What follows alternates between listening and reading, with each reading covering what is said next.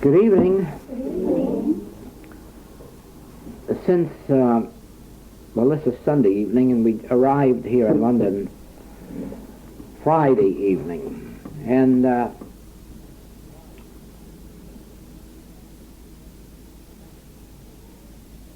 I think we're going to skip around a little bit tonight, probably all across the United States and some of the rest of the world. So while it may seem like sort of a travelogue, I'm sure that in between we will catch some glimpse of the principle that we're living by. You know, everything that we do in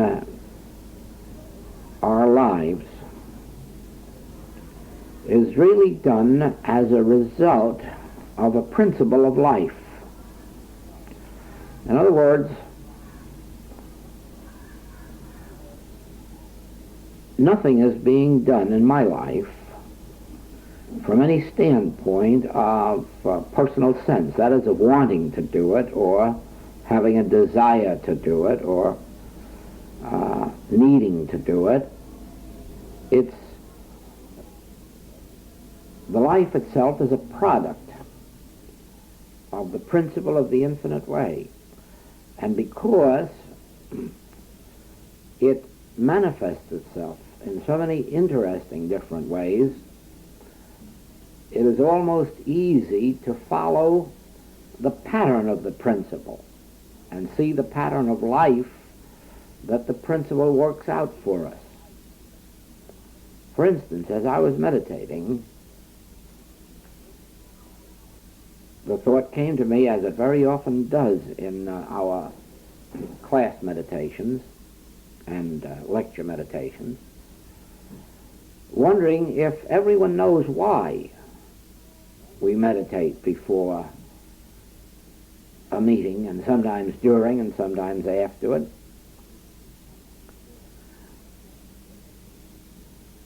And I think it's important for everyone, for every student, to know why, because this meditation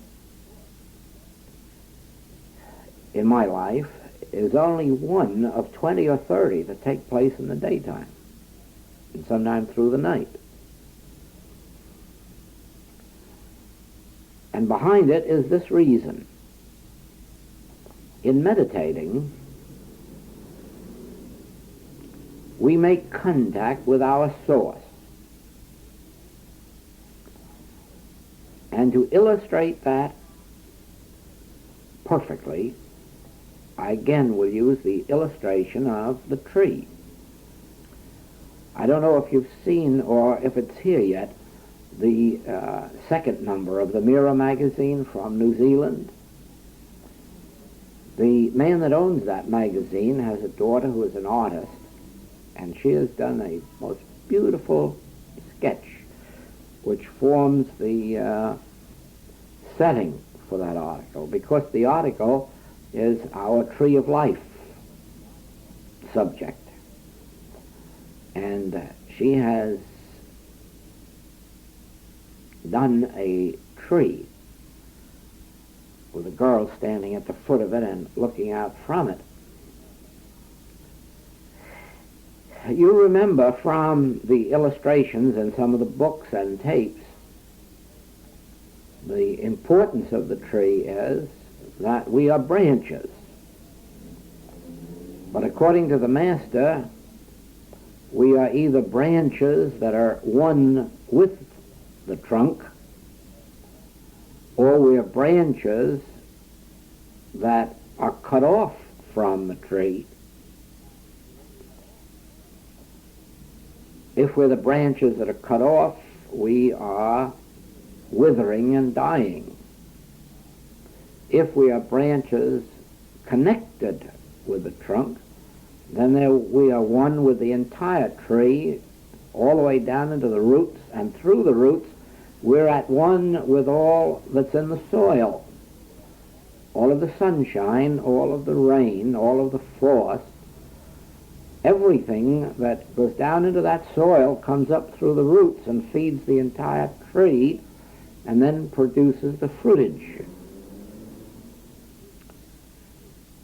As human beings, we are completely separate and apart from the source of life. As a matter of fact,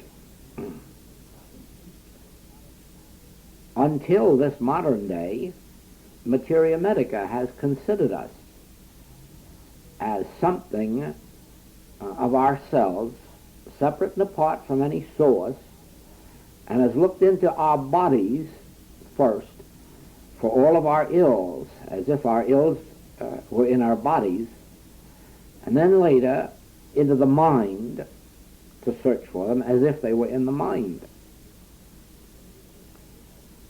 But in doing that, you can see that it never considered that we were part of a tree. We were each one an individual branch, and with no relationship to any other branch, and with no relationship to the source, so that they merely looked into our bodies to see what was wrong with us, and then in these latter days into the mind. Well, of course, they can't find a solution to our problems because our problems stem from our separation from our source. Therefore, until we are once again united with our source, these troubles are going to keep coming up in both the mind and the body. The mind and the body have to be fed. It was considered enough formerly if the body was fed with food and medicines and fresh air. Then in this century, it was discovered that we need something more than that, and so attempts have been made to feed the mind, so that the mind and the body would be fed. Overlooking Scripture, which says that man shall not live by bread alone, but by every word that proceedeth out of the mouth of God. In other words, actually, if we're not fed by the Spirit, all the food we can put into our systems won't feed us properly.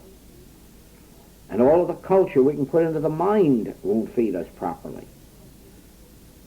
It isn't that we want to do away with the mental artistic cultures, and it isn't that we want to do away with good food and fresh air.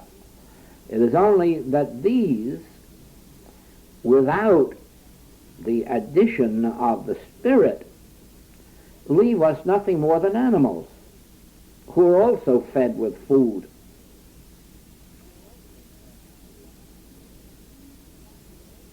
Now, we are more than animals. We're even more than trained animals, educated animals. We are a soul. But as human beings, we have no contact with our soul, with our source, and it is only when we begin meditation that we find our way back to the Father's house. Now, the prodigal son story might indicate, if we didn't read it correctly, might indicate that it was a physical act to get up from the swine's banquet and journey back to the Father's house. But that isn't true. That isn't true. The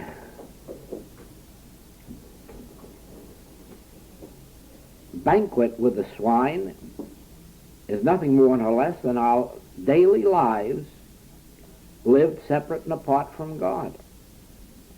And the journey back to the Father's house is one that has to be accomplished not by physically going anyplace, but by an act of our consciousness returning us to the source of our being. Now, this act of consciousness can never take place until there is, first of all, the recognition that we have been wandering in a far country, wandering in the land of physicality, wandering in the land of mentality.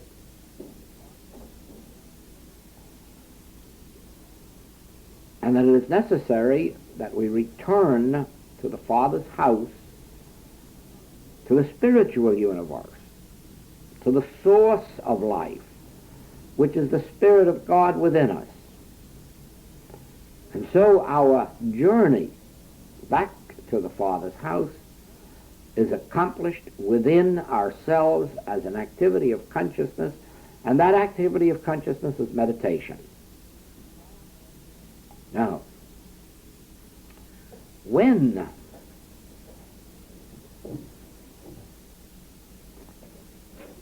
we meditate, even though in the beginning nothing may seem to be taking place, be assured that from the very first time something is taking place.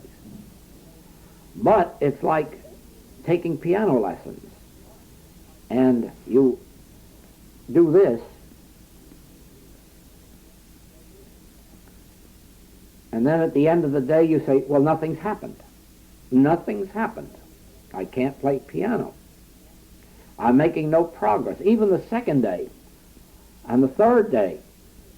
And you say, well, it's just no use. I'm making no progress. But you see, when it's kept up 60 or 90 days and 120 days, the first thing you know, it's like that, and then it's like that. And then you look back and say, oh, I must have been making progress from that first day. So it is with our meditation. You can meditate many times a day, and should, for not more than 3 or 4 or 5 minutes at a time. And at the end of a month you may say, I have made no progress, and I will agree that you have probably made no visible progress. But if you could know what happens at the end of a year, then you would see that it took every single one of those meditations, it took every single one of those attempts to attain it. And what is it that you attain? Because this is the point I'm leading up to. You attain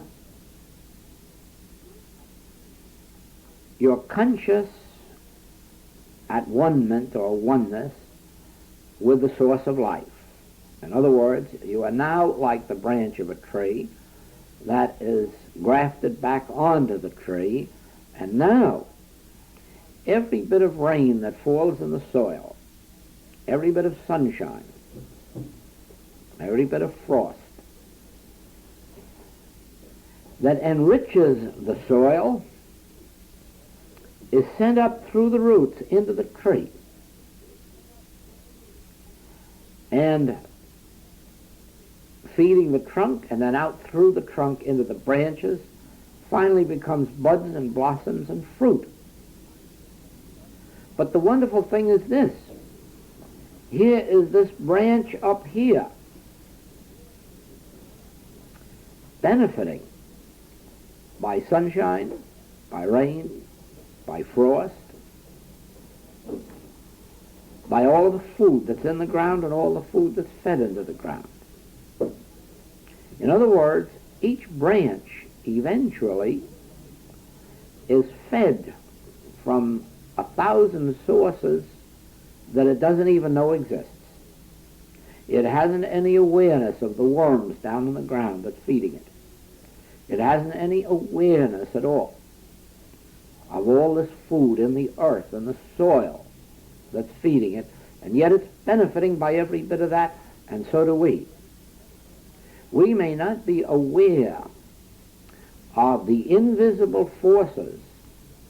We may not even be aware of the other humans in other parts of the world, all of whom begin to contribute to our physical, mental, moral, spiritual, financial welfare, the very moment we have made contact with the stream of life, because everything that's entering the stream of life from any place, from any source, from every quarter, becomes part of that which feeds every individual branch. So that our oneness with God constitutes our oneness with all spiritual being and idea, with every spiritual activity, with every spiritual substance, with every spiritual law. So that we are doing something more than just being a branch of a tree that has been grafted back onto the tree. By virtue of that grafting, which is our meditation, we have really become one with this entire globe. And for all we know, with influences that come from other planets. I don't suppose we know yet what foods may be entering the earth from, just as we don't know all the electrical energies and all the rest that may be coming from other planets. We are not aware of where our good is coming from. We only know one thing, that if we are rooted and grounded in the tree, if we are at one in our meditation, that we are now at one with the entire universe. And all of the good from the entire life stream of the universe is part of our individual experience. Well, now, this, as you know, is the theme of conscious union with God, which was the class given in San Francisco in 1948. And just see what has happened between 1948 and today with the infinite way and with those of us who are part of the infinite way. In other words, in 1948, the infinite way was a local activity that hadn't gotten outside the state of California. It was locked up in just one state in the Union, and it had no roots any other place, it had no students any other place, it had no activities any other place, it had no supply any other place. That was a tiny little bit of a thing embodied in, I think, just 2 books and localized in one state. And since 1948, see how it has been fed and how it has fed 5 continents. In a tiny little measure, 6, because there are quite a few students in the South American continent, not many. So we speak of it principally as 5. And you yourselves have witnessed how the groups have grown in England and how they've spread even from 1952 or 3, from London to many other parts of it. But just think that when we were in, I said this would probably be a travelogue, we were in New Zealand in October and in Australia, and we were talking to 400 and 500 students a day. Think of that. A few years ago, Australia, New Zealand hadn't heard the name Infinite Way. And so the Infinite Way was feeding it, and the Infinite Way was likewise being fed by and from it. Only in October, it was November, Australia, New Zealand, in October we were in Japan when the very first of the Infinite Way books was translated into Japanese and introduced there. And already our representative has spoken to international groups meeting in Tokyo And a second book has been accepted for translation and publication this year. And other religious groups have become interested in the reading and studying of this book.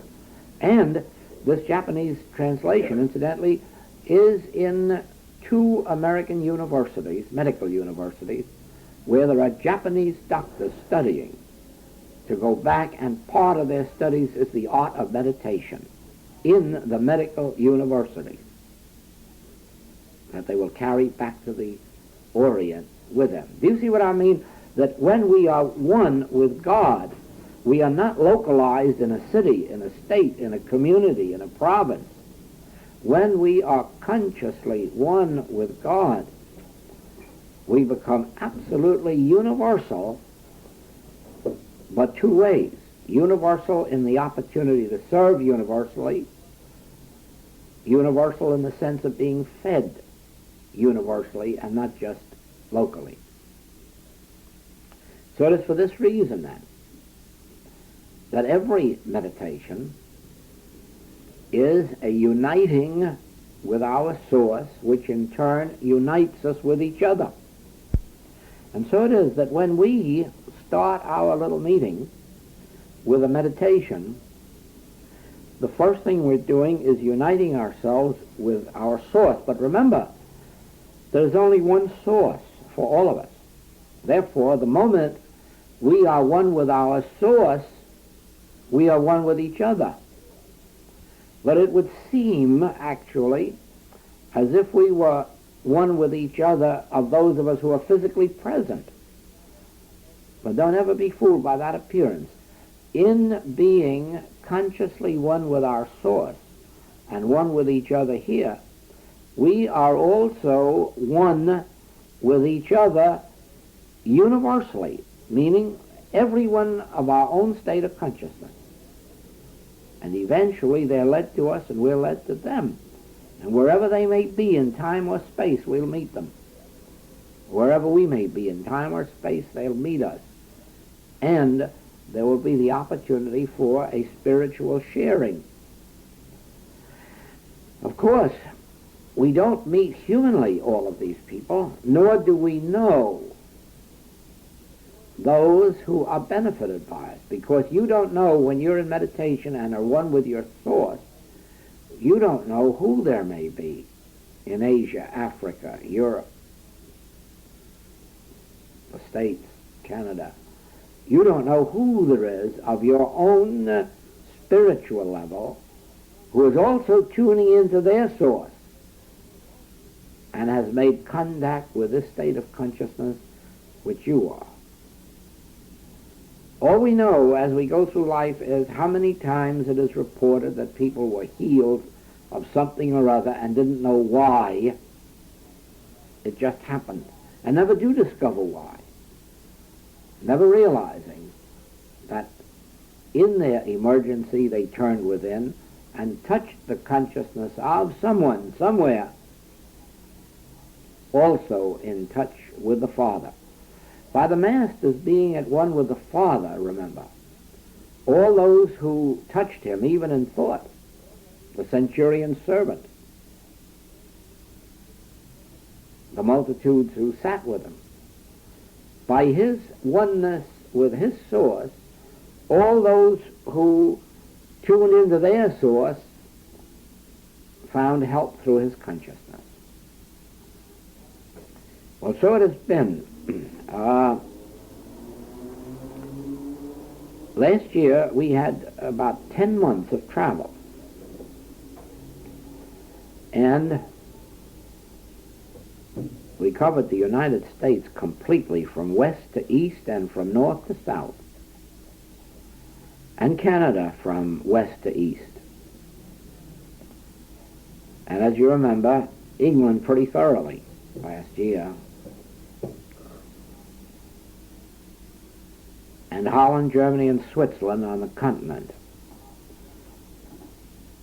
And then Japan, and a very beautiful activity in Singapore.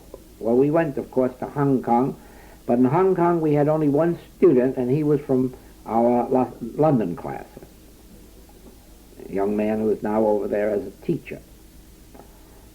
And in Thailand, we had 2 students, also from the States, but teaching in the university in Bangkok. But in Singapore, we had a group of English people and Malayans and Hindus. And then down into Australia and New Zealand, where we had just tremendous groups every day. Now, all of this could only have happened through this activity of consciousness that we identify as meditation. In other words, it could only have taken place since there was no promotional organization, since there was no advertising campaigns. It could only have taken place on the inner plane through our conscious union with God, bringing us into conscious oneness with those in these many places interested in this particular activity of work. Now, this principle is the principle that we have been introducing to the students right from the beginning of this work. Because what it does for the infinite way, or those of us who are connected with the infinite way, it can do, it should do, it will do for any individual. It's only the question of degree of success in meditation. Meditation is the secret. It is only in proportion to our ability to attain that conscious union with our source. Now, in the new book, the Thunder of Silence, where we have the 2 chapters which were born right here in England. Some of you were right there when it was born in Manchester, on the unconditioned mind and the transcendental mind. The Manchester class has 2 whole chapters in the book. The how of it is given. In other words, in transcending mind and thought, in the ability to refrain from speech, in the ability to attain and maintain an inner stillness, is that meditative experience accomplished. The question is asked and answered, how do you attain this inner stillness? And the answer in that book is that I have attained it through being able to look at a person, a thing, or a condition without identifying it as good or evil. In other words, if I can look out there and regardless of what or who I'm looking at, feel this is neither good nor evil, the mind has nothing left to grasp, to think on. It has nothing to worry about, it has nothing to rejoice in or over, and it just becomes still. Probably you could think more clearly about it in visualizing yourself at the art gallery. Take some painting and look at it without any idea as to what the critics have said about it or what its general reputation may be for excellence or none, and approach it without any sympathetic feeling toward it or the artist, with an objective sense that this can't in and of itself be good or evil. It can't be. There's nothing there but a canvas and some paints. So it can't be good or evil. And then as you are able to look at it without emotion, because here you have nothing but canvas and paint. You can't say a canvas is good and you can't say it's evil. You can't say paints are good or paints are evil. You can't even say that a combination of colors is good or evil. As a matter of fact, it's only a few years ago that certain combinations of colors were considered to be horrible and that no good interior decorator would ever combine. All you had to do was go out in the garden and find that nature had combined them most beautifully, and now that's recognized that they're being brought indoors in decorations, in combinations of colors that some years ago would have seemed to be the height of ignorance. Why? Because there's no such thing in the world as clashing colors. No such thing in the world as a wrong combination of colors. There isn't. Any combination of colors is a combination of colors. And whether it is good or evil to you, or whether it is beautiful or not beautiful to you, only depends on your reaction to it. And some are sensitive to one combination and others to another. But no combination in and of itself can be wrong, because then nature is wrong. The gardens are all wrong. So you look at this painting objectively, and the first thing that enters your mind is the artist saw a vision. And the next thing you know, you're beginning to see the artist's vision. What he saw when this painting was done. What was in his mind, what was in his soul, what was in his consciousness. And all of a sudden you begin to get a story from that painting that perhaps not even the critics ever saw,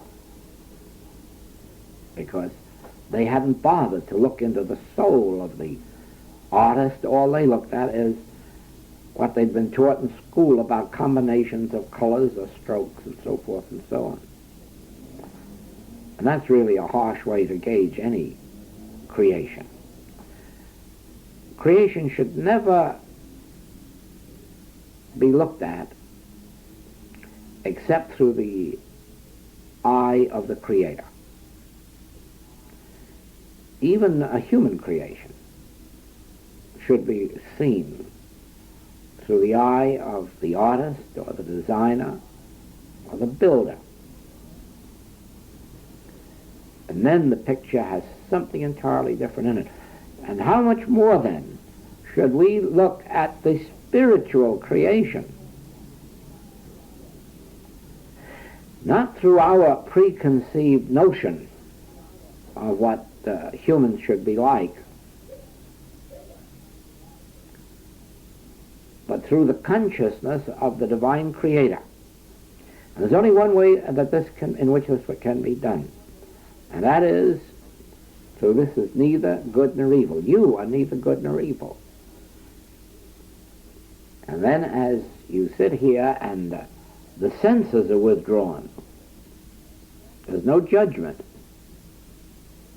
All of a sudden you are in the mind, in the consciousness of the spiritual Creator, and you're beginning to behold this universe as God beholds it, because you have now entered the mind of God, or the mind of God has now become the active mind of you, when the other mind is absent. But you can't make that other mind absent while it is holding judgments of good or evil, because all there is to the human mind is good and evil. That's all that it's made of.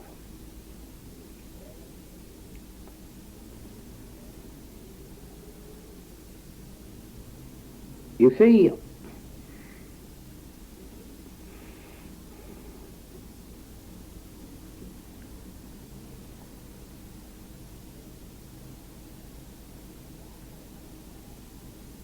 while we are judging good and evil, we are using a human standard of judgment, and we never can get at the nature of the creation. just as if we're standing before that painting, using our human wisdom, our human art appreciation ability. We have no way at all of entering the mind of the artist and seeing the picture that he beheld. So with us, if we rightly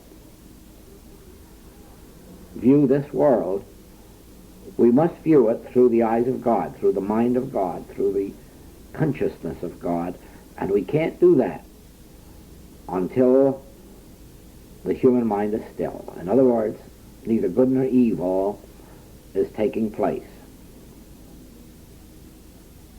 All right then, every student of the infinite way has the principle. To what extent they practice it determines the extent of their individual demonstration. And there again, it isn't any different than any other task in life. There are those who practice piano a half hour a day, and that's the degree of piano playing they attain. There are those who practice 4 hours a day, 8 hours a day. Unfortunately, we ourselves cannot determine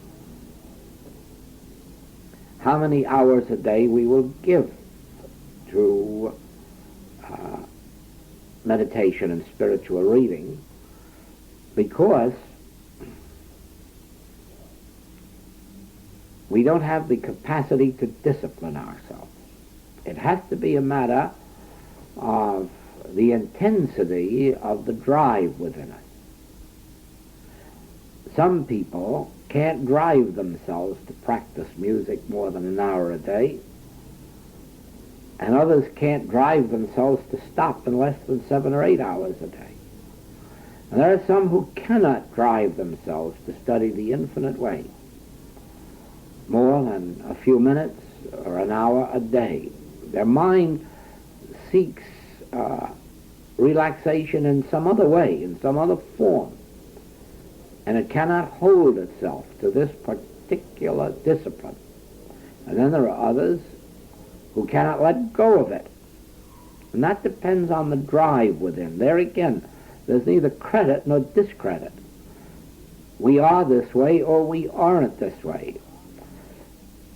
Plotinus, many, many centuries ago, said that before you enter the spiritual path, meditate long and deep,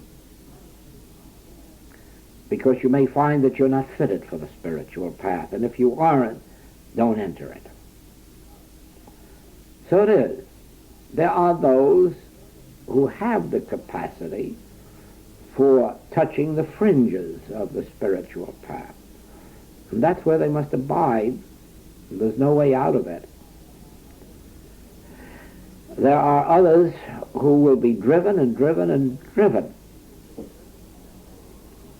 until they reach the goal they're seeking. And whether or not they know it, the goal they're seeking is conscious communion and conscious union with the source of our being. And fortunately, the source is closer to us than breathing. It's within our own consciousness, and it's there that ultimately we will find it.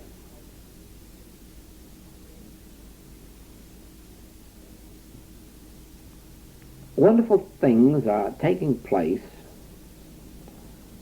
in the world today. Now again, if you are living on the surface of life, you are intensely aware of the newspaper and television news reports. And you're naturally being deceived.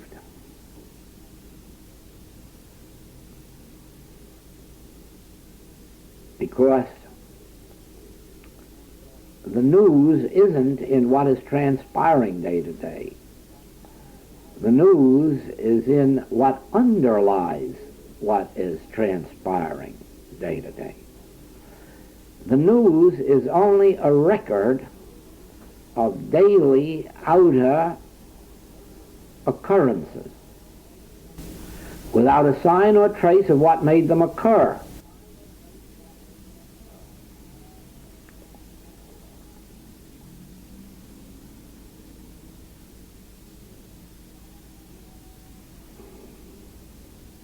A reviewer, book reviewer in the States a couple of weeks ago, was commenting on the emptiness of the lives of most people on earth today.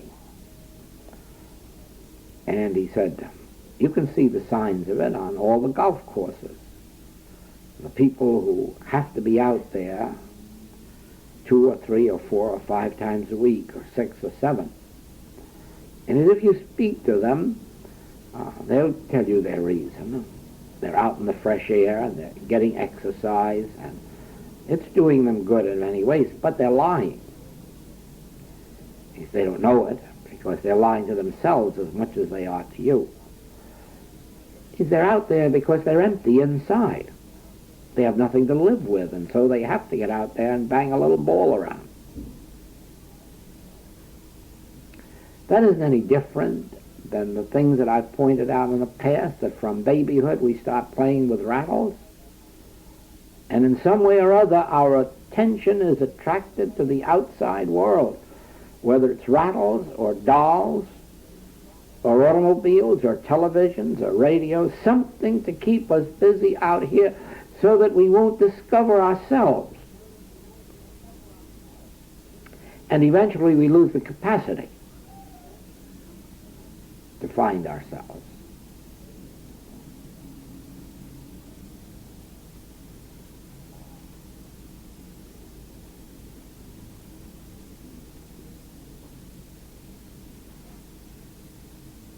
To find ourselves,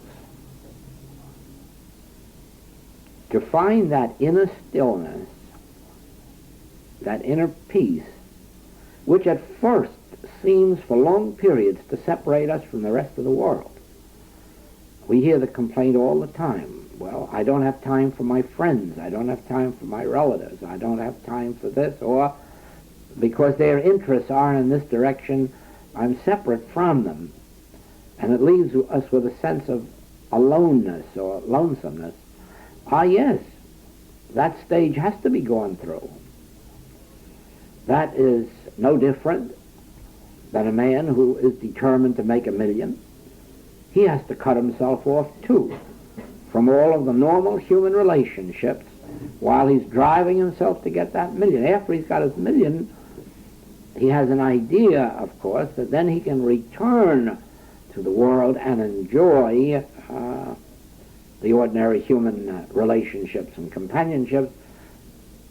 But by the time he has $1 million, he's discovered that some of his neighbors have 2, and so he can't stop until he has 3.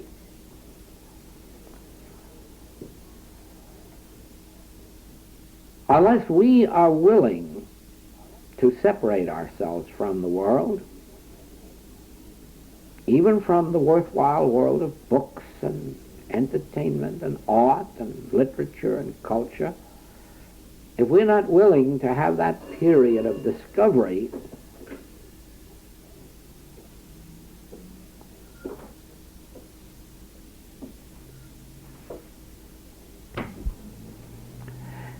we naturally are not going to succeed in attaining our $1 million. And our $1 million, of course, is the goal, the source, this communion and this union. But like the fellow on the outside with his $1 million, we find after we attain this union and communion, we aren't satisfied with $1 million of it either. In fact, we aren't satisfied until we've got all there is. And so the drive exists to really commune and be in union with God for the complete and perfect experience. But then we do discover this, that when we have attained that, we do have the capacity to enjoy relationships with every human being anywhere on our spiritual level. And it doesn't make a difference in our case whether they're Infinite Way students or not. We are meeting them in Oriental teachings, in the Protestant teachings, and many other teachings where there's a beautiful communion because the goal of life is the same with them. In other words, we do have a rare and rich human companionship, but it comes after sacrificing human companionships and human activities until we have made this oneness with the source and then discovered our oneness with each other.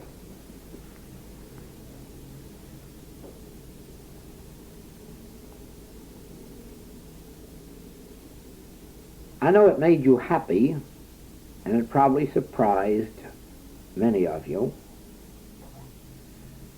that the Church of England accepted these 80 sets of Infinite Way books, because you saw and you know the significance behind that. And probably you've heard that since that time, the Church of England and New Zealand has ordered 14 sets for its chaplains. Now, this is only one of the signs of the times of what I'm calling news. Not the news that gets in the newspapers, but the news that is behind what gets in the newspapers in the next century. A few weeks ago we had Mother's Day, and I was on the platform of a Protestant church in Chicago, and on the next night I addressed the membership of that church. And in that church they have a prayer group studying the writings of the Infinite Way and the recordings of the Infinite Way. Now this is the news behind the news, because this is the news that will make news in the newspapers 100 years from now. Only you won't have to wait 100 years from now. Already an Episcopal Church bishop has written in a magazine and newspaper that the God that most Hebrews and Christians worship is as inadequate as the God the atheists deny. That's pulling their God right out of their church and saying that isn't the God at all. That's an inadequate concept of God. You see, by the time that gets in the paper, it's news. But remember how many years ago that really started to happen, when this was introduced into human consciousness that the God you are worshiping is inadequate. It's a false concept, a limited, finite concept that isn't God at all. Well, many times since the beginning of the Infinite Way, I have been told that I give too much stress to the subject of error. If only Joel would leave that error alone and stay on cloud 9. See? But they haven't convinced him of it. And you'll never know how I rejoiced when I read last week that the Church of England is going to leave the devil out of its catechism and impersonalize evil. It is no more to be a devil. It is just to be an impersonal evil. You think it's worthwhile? Do you see that news wasn't made last week? That was a happening. The news took place 15 years ago when evil was impersonalized and nothingized. You see that? That's what takes place in your consciousness. Every time you make contact with your source and you receive an unfoldment, you're adding a bit of news to the world that may only get in the papers 100 years from now, 50 years, 25 years. Who knows when? It's news all over the world today that the Protestant Church all denominations are interested in spiritual healing. But you know, that news was made back in 1880 when Mrs. Eddy says, my hope is that every Protestant church, every Christian church will one day embody the subject of spiritual healing. You see what I'm trying to get at here? That what takes place in our inner communion is what becomes the good of the world. We, through communing with our source, bring forth the food that feeds the world. Whether the world gives recognition to it 50 years later is of no importance. 50 years is nothing in the time of God. It's not even a generation anymore. And one generation is nothing. Now, every time you meditate, whether or not you feel a direct result of it, you are getting closer to an actual communion and union with your source. Every time you attain, even for a second, a communion with your source, you are bringing forth food from that source. But not merely food that feeds you. It's food that feeds the world.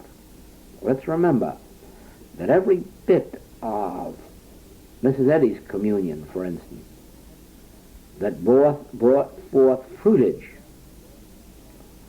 didn't merely make her a rich woman,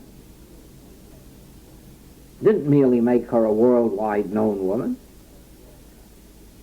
Ever since, every bit of what she brought forth has been feeding this world, you and me included. Don't forget that every bit of meditation, communion that I've had that has brought forth spiritual food hasn't only fed me. No, I'm the least of it all. Each individual comes and goes, but think that the result of that meditation has been feeding the world. It is feeding the world and is changing the religious literature of the world and the religious history of the world and bringing people closer and closer to the truth. Now, when we were in London last year, Emma and I were meditating one night, and then she said that she had a distinct message, and that was that after this trip I would have a period of quiet and I would receive a new approach to the message and a new body.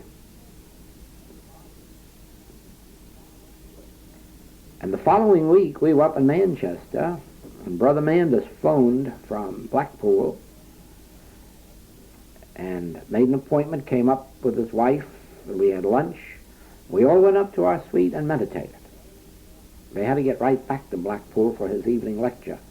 So we only had that brief couple of hours. And while we were meditating, Brother Mandus said, I have a message for you. He said, you are going to have a period of quiet, and you are going to receive a whole new approach to your message, a rebirth. He can tell you about this himself. And you see, after our trip was over, not the European trip, because we still had the Orient, Australia, and New Zealand, but after we got home from that and this period of quiet came, all of a sudden this new approach came. And we have it embodied on 3 tapes, which we call the scriptural quotation tapes. Already classes are being held all over the States and Canada on those 3 tapes, and the fruitage of it you can't even begin to imagine. Not only with adults, but the adults are finding it possible for the first time in our experience, to teach children adequately. That has always been the weakness of the Infinite Way, that it did not have a bridge over to children. Now, it wasn't that we didn't want it. From the beginning, I've sought it, and knowing that I myself had very little of a bridge to children, I've asked many of our mothers what they could bring forth in a way of a bridge across the children, and none of them succeeded.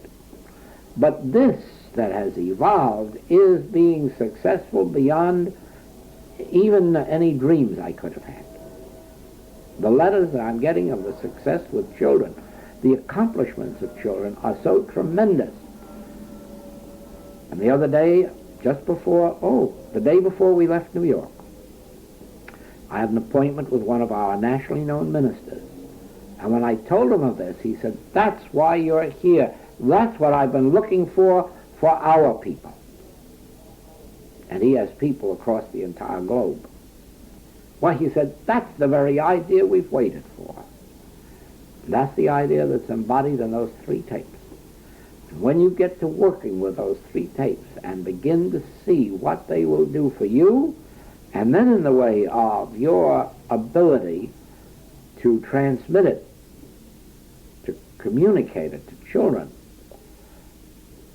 you're going to witness a tremendous thing. Now, I'm bringing this up to you not only for the sake of that itself, but that is important, and I did want to, probably one of the reasons I'm in England, is to make it clear that we'll never be satisfied until this work is adequately done among our students.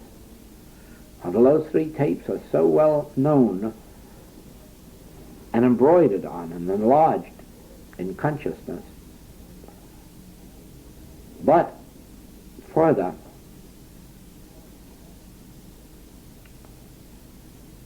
that the possibilities of it be seen in transmitting it to the children.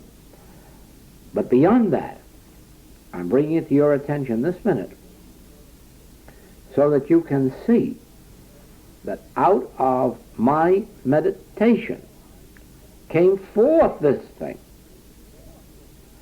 which was not really a food for me, since I'd already had my years and years and years of union and communion.